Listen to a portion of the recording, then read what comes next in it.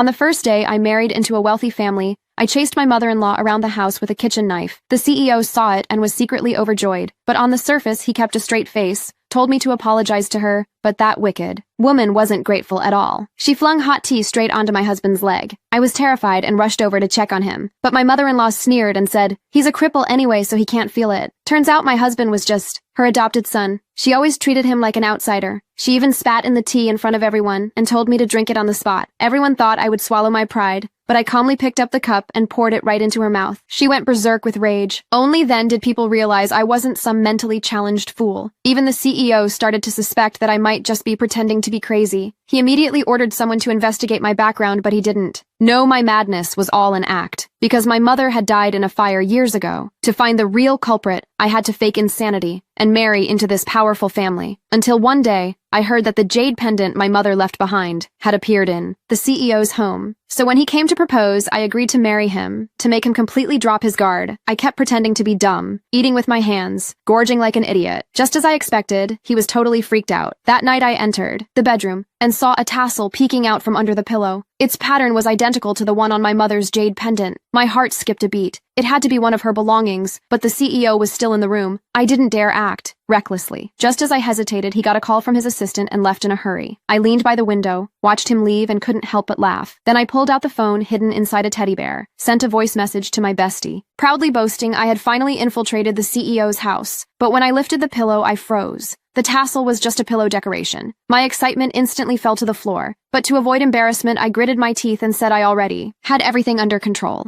After hanging up, I decided to search the entire villa, but I didn't expect the CEO suddenly came back while I was digging through his cabinet. He quietly stood behind me watching. When I noticed him, my heart almost leapt out of my throat, but I pretended nothing was wrong, kept searching, and even crawled into the cabinet. He was completely confused by my behavior. I whispered to him, "Hide quick, otherwise my sister will catch us." He froze and somehow softened. A little, he even scolded himself internally. How could he suspect a mentally challenged woman? Later, he took me to the family's welcome banquet. His assistant notified him that my medical records would arrive in 5 minutes. He told me to go inside and enjoy some cake. I happily grabbed a bunch of little cakes, wanting to share them with my husband. But as I turned around, I bumped into my scheming half-sister. She mocked me for acting like a starving ghost, said I married rich, but still couldn't get a proper meal. Guests around us started whispering I couldn't take it anymore. Smashed the cake right into her face. She got furious and shoved me. I pounced right onto her, smearing cream all over her designer dress. My stepmother was fuming. Tried to pull me away, but I smashed cake into her face too. She completely lost it and pushed me to the ground. I sat there looking pitiful, crying and saying, "Stepmom, please don't hit me again." That scene made the guests furious. They all scolded her and her daughter for being